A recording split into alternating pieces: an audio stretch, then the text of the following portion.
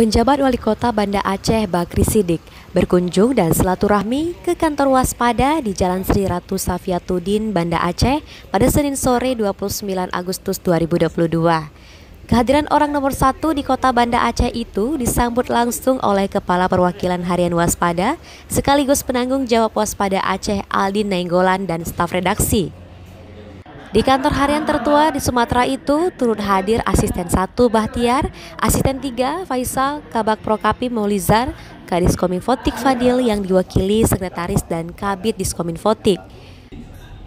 Pada kesempatan itu, Bakri bercerita bahwa Harian Waspada merupakan bacaannya di kala muda dan merupakan koran yang wajib dibaca. Menurutnya, media sebagai pengawas berjalannya roda pemerintahan. Bakri bercerita berbagai persoalan yang dihadapi dan tantangannya untuk menatap pemerintah Kota Banda Aceh.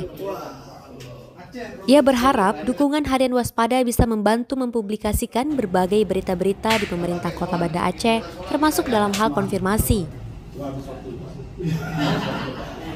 Sementara itu, Aldin Nainggolan juga berterima kasih kepada pemerintah Kota Banda Aceh yang menyempatkan waktunya untuk berkunjung ke kantor Waspada. Aldin mengapresiasi kinerja Bakri Siddiq terkhusus dalam memprioritaskan pembayaran tunjangan PNS yang tertunda sejak awal tahun 2022.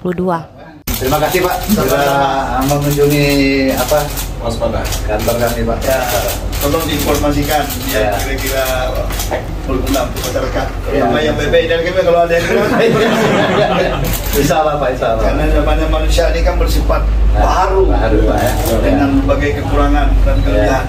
Siapa kita mendukungnya Pak? Ya, terima kasih kepada Waspada untuk menyampaikan informasi yang edukasi kepada masyarakat Kota Banda Aceh. Semoga Waspada tetap sukses ke depan. Jurnal Valda Fistri melaporkan untuk Waspada Aceh.